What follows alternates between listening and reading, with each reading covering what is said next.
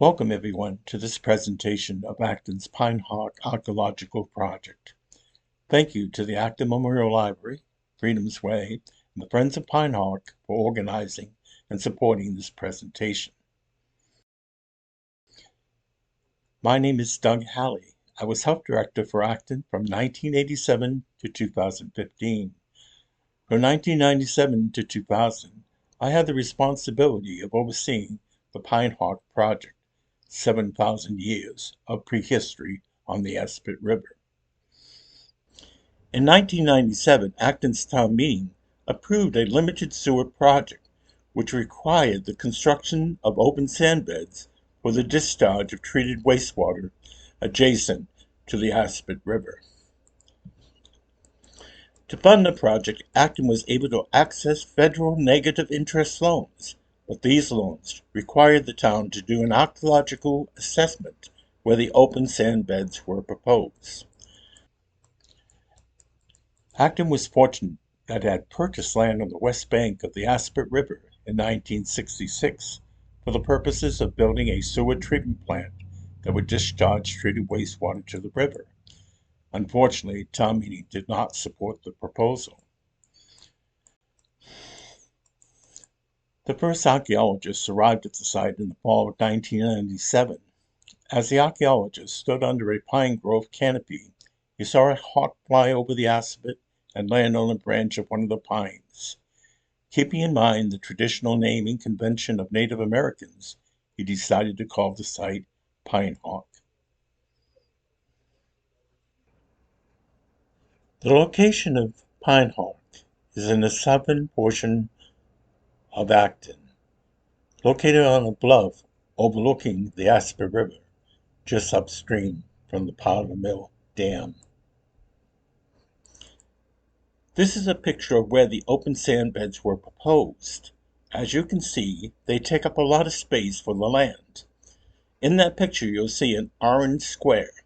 That is where the focus of the archaeological dig was.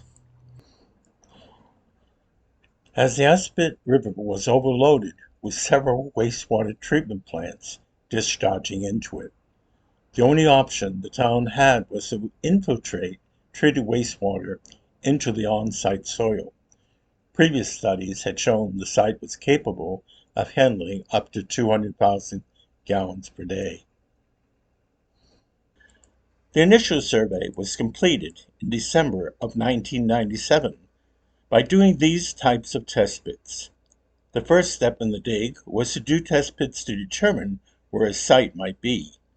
Each test pit identified what was found and whether it was a location in which more material could be found. Once those test pits were completed, then a determination was made as to what type of archaeological dig was necessary.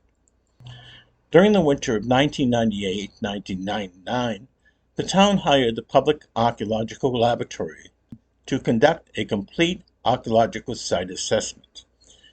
Using the results of the initial survey, additional holes were completed. This allowed the archaeologists to focus on the boundaries of the project. As you can see in this picture, it was a very simple process in which material from the holes were run for a screen, and the remains on the top of the screen revealed any artifacts. This is a picture of the rapid infiltration basins after they were completed. One of the questions that have been asked in my presentations is, if I went out there, could I find any artifacts? No. If there were any artifacts left, their construction of the basins removed any artifacts that remained. The material found during the initial survey included several hundred pieces of chipping debris, 4 projectile points, a ceramic chert, and 2 hearth features. The material that we found, even before we did the full archaeological dig, qualified the site to be listed on the National and State Register of Historic Places. This is a picture showing archaeologists busy at work during the full dig. As you can see, a lot of archaeology is not labor-intensive. It's a slow and painful process. With trowels and brushes, they go down centimeter by centimeter.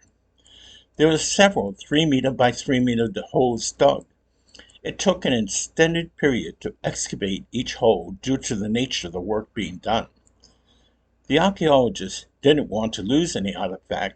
They didn't want to disturb any artifact until they knew exactly its location horizontally and vertically within the soil.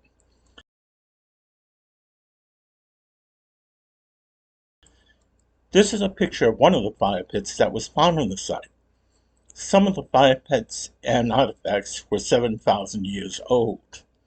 When these fire pits were used at the site, they were at ground level, and yet here archaeologists are digging down 3 or 4 feet to find them. In my previous talks, I have had kids say, "How could that be?" In turn, I asked them to think about the small amount of dust that settles on the ground each day and imagine the depth of that dust after 7,000 years. During the dig, the archaeologists found one interesting feature. If you'll notice, there's this ring of stones that they found at the site, and they were not confident of the purpose of arranging the stones in this fashion. The archaeologists had never seen that type of feature previously. No artifacts or fire pits were found within the ring. Since Pine Hawk, other digs have found similar rings of stone. With each investigation, additional information is obtained, and at some point, we may come to understand the purpose of the rings of stone. It's possible that their purpose was similar to the teepee rings found in the west portion of the United States, a method of holding the bottom of the shelter down to keep it warm and secure. The archaeologists found a number of round, very black features, activity areas, full of charcoal and some nut fragments. These remnants are fire pits. They were a hub of activity where Native Americans spent time cooking and processing their hunting and gathering products, or to provide warmth in the fall or winter.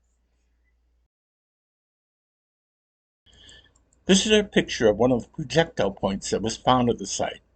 As you can see, that projectile point is broken. It's indicative of what archaeologists are really finding at a site. They're finding historic trash. The things that were thrown away, not the things that were usable. You may imagine there's skilled laborers working with stone to make a projectile point. And in the middle chipping and chipping, it breaks. What do? Throw it down, start all over again, and now the archaeologist finds the broken tube.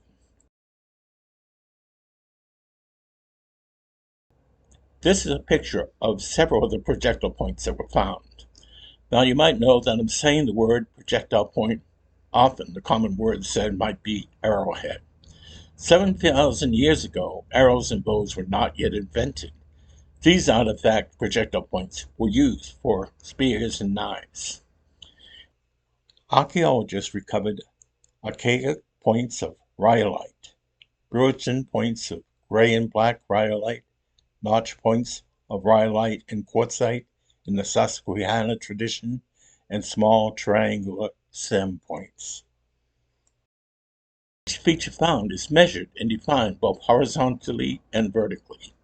They are drawn and shown in a precise way to document exactly what was found on the site.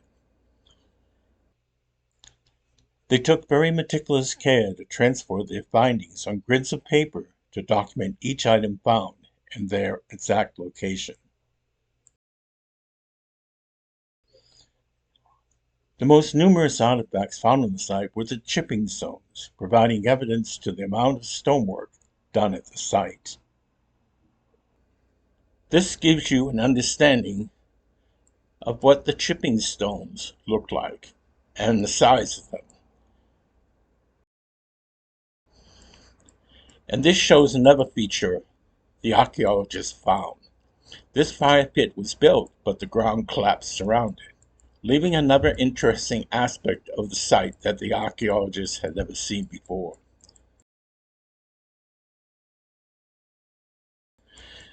To give you an example, this is a type of housing that the Native Americans might have had during this period.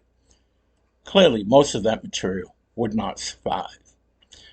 But what would survive are the wood posts that were in the ground, not as wood, but it would be a discoloration within the soil that they would be able to discern. Now we'll hear from Duncan Ritchie, the chief archaeologist of the Pine Hawk site. That we conducted on the Pine Hawk site was to recover a sample of the significant categories of information that we knew were within the site. This included things such as stone tools, non-portable features or facilities like hearths or fire pits, refuse pits, and workshops where stone tools were made. And other categories of information were burned bone fragments and carbonized seeds that could tell us about the diet of ancient Native Americans. And we also collected samples of charcoal for radiocarbon dating, occupations on the site, and soil samples that told us about the stratigraphy or soil micromorphology on the site. The data recovery program was guided by a set of 3 research questions or problems. The first question was how the site was occupied between about 8,500 and 500 years ago by Native Americans, and how the site compared to others in the Sudbury-Assabet-Concord drainage and the larger Merrimack Basin. The second research question involved how Native Americans used the site between about 4,000 and 3,000 years ago, when there was particularly intensive occupation.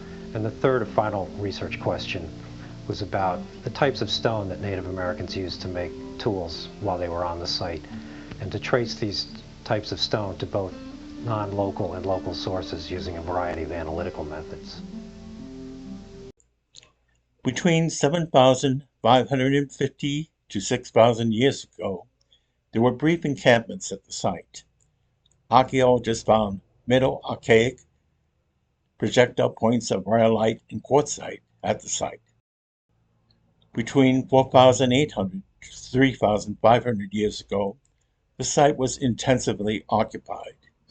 Many fire pits, burnt rock, and pit features were found and were built by the Native American for heat cooking and resource processing. Between 4,200 to 3,000 years ago, small triangular and stem points were found in many parts of the Pine Hawk site, indicating repeated visits to this location by people of the small stem point tradition.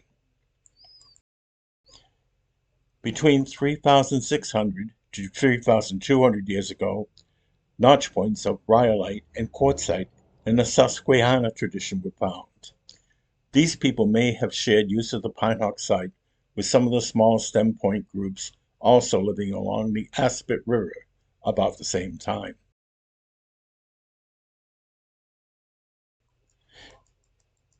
Between 2,800 to 2,500 years ago, ancient Native Americans probably came to the Pine Hawk site less often. A few long-bladed stem points appear to be from sporadic use of the site in the terminal Archaic period, about 2,800 to 2,500 years ago. In observing the dig and the artifacts found, I became concerned that Acton would not be aware of what was found and learned at Pine Hawk. I didn't want it to be something that was hidden away, that people would not know about and not have access to have them locked away in a warehouse in Rhode Island. If you remember the last scene in Raiders of Lost Ark, where all these materials are hidden away in an immense warehouse, oh, no. I didn't want that. And so the town went to the Mass Historical Commission. The town requested to have possession of Pine Hawk artifacts, put them in public display. To begin telling the story, the town hired Sophie Tuttle to make posters showing the setting, the dig, and the artifacts of Pine Hawk. At their completion, the posters were put on display at the library. In total, the 3 posters provided details describing Pine Hawk. The first poster detailed the setting of the site, its location on the banks of the Aspet River, the known migration patterns of Native Americans in this area, the colonial and industrial activities along the river, and the current activities. The second poster reviewed the activities of the dig. It provided in detail the process of the dig, what the archaeologists were looking for, and how they ensured they would find any artifact that was recoverable. The final poster reviewed the significance of the artifacts that were found. It noted all the different types of projectile points, fire pits, hoffs, and shipping debris. It also highlighted some of the unusual features the archaeologists found at Pine Hawk. The town was excited that the actual artifacts found could be displayed in a public area. However, they were within a case that made the artifacts inaccessible for people to touch or hold them. The town wanted to go to the classes in the school system and give them more information about Pine Hawk. The town decided the best way to do this was to hire Craig Chartier to make replicas of the artifacts, which then could be brought to classrooms. This picture shows all the artifacts that were made. They're currently on display at the Discovery Museum. We were fortunate that the Public Archaeological Lab provided a video of the dig detailing the features of Pine Hawk. As I watched it, and I thought, oh my goodness, you're way over my head.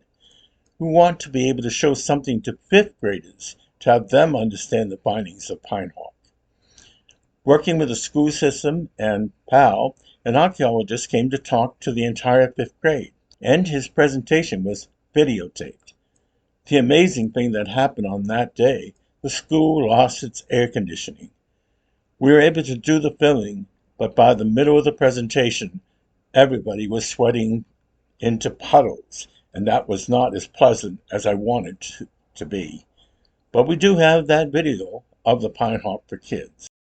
When Native Americans are heating stones for something, maybe for drying furs, maybe for smoking and drying fish, we're not quite sure. But we do know that this kind of activity takes a number of hours. It's difficult to see, but we've got another feature here that's full of charcoal.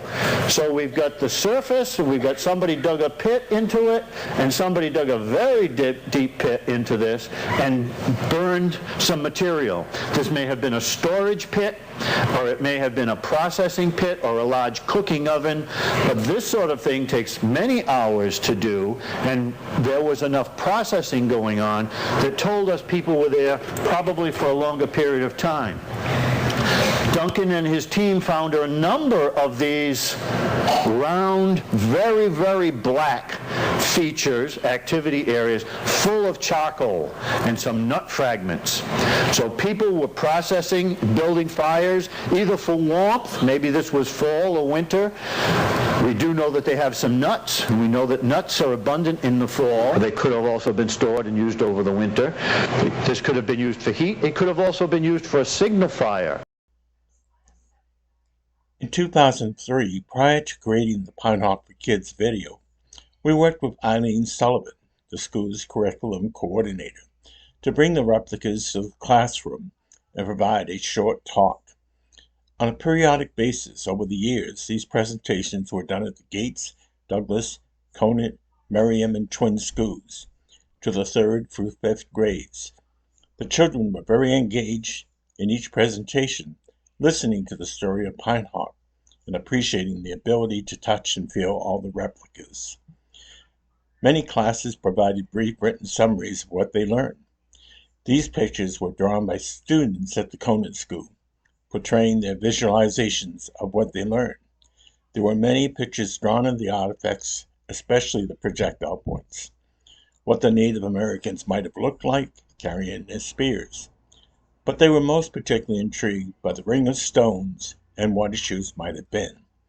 Just as mysteries attract our attention, they capture children's fancy also. This gives you some idea of the type of material a Native American would have had during their time at Pine Hawk. They would have a spear, and they would also have an atlatl to assist in guiding the spear and give it more power. And they would also burn out logs, create a canoe, and then chip away the charcoal remnants of the log, hollowing it out. The Friends of Pine Hawk seek to foster appreciation of indigenous cultural traditions, and current initiatives, and to promote preservation of local Native American ceremonial stone landscapes and artifacts. To further this mission, they organize lectures, workshops, field trips, book discussions, and community service days, while sharing an expanding database of cultural resources related to Indigenous history, folkways, and current events, including relevant early American history and culture. They enjoy collaborating with members of the local Native American communities and organizations with similar interests. The goal is to promote an understanding of and respect for the local indigenous people and their history in the region, for education, and for the recognition, protection, and preservation of its historic and archaeological resources. This gives you a better picture of the display for the artifacts that are now exhibited in the library.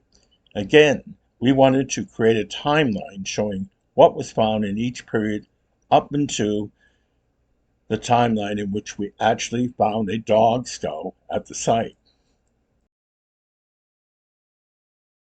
This picture was taken when the display was at the town hall, and from there we then moved it to the library because we thought the library had more access, open more time than the town hall was. This shows you the type of projectile points that were used. A Neville and stock projectiles were generally in use in this area, and part of understanding what is happening is what the archaeologists will look at. The type of stones the Native Americans used, and then they would look at what type of stones were present in that area, and what type of stones might be present in near areas, which then gives you some idea of the trading that might be happening between different Native Americans in order to obtain these stones that they thought were most valuable.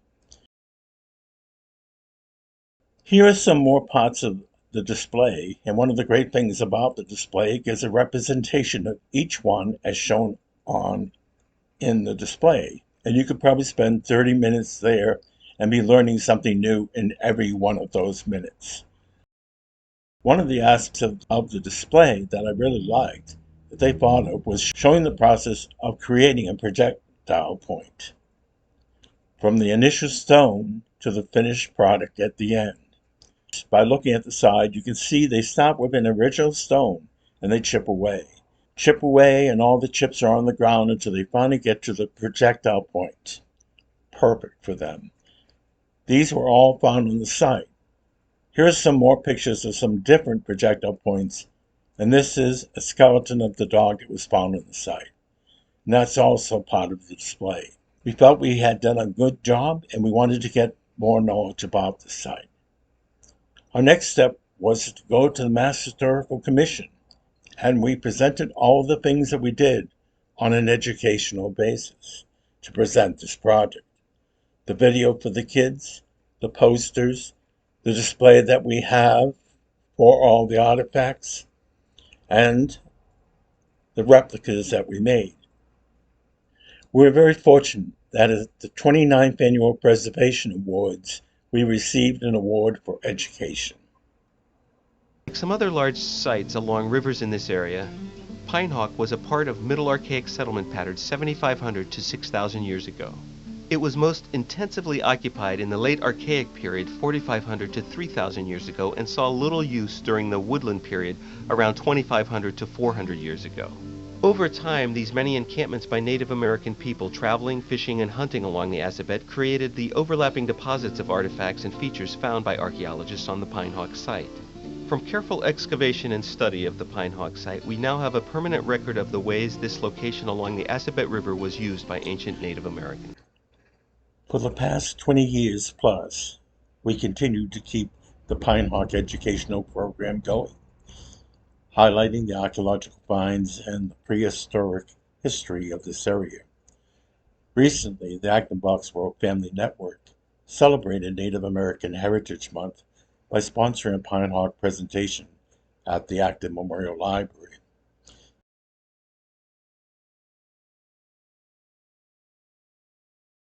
In May of 2024, local archaeologists Kimberly Connor Hughes, presented a program bringing the local landscape alive by looking at why the indigenous people were so attracted to this region. Also, in 2024, a presentation was given to the third grade classes at the Acton Twin Schools. In particular, they loved the replicas that they were able to see and touch. It was great to tell the Pine Hawk story to Acton's next generation. In 2023, a live and Zoom presentation was given at the Memorial Library, detailing both the Pine Hawk Project in South Acton and the Trail for Time project in North Acton. In closing, I would note that Pine Hawk inspired me to write a poem reflecting my thoughts on the project. I'll recite the poem now. East wind stands on wooded bluff, watching spawning alewife, hand massaging his scruff with the flat end of a skinning knife. Red hawk dives from white pine, hits rolling water with splash, flies back up to the tree line, settles and nests with its stash. On flat rock, east wind sits, stoking embers of his fire into dying flames. He spits and waits as evening expires. 20,000 seasons fly past, interred beneath pine mat young trees grow. Old trees die, no sign of where east wind sat. Archaeologists scrape soil, hears hawk nesting in pine. Slow and painstaking toil, native artifacts to mine.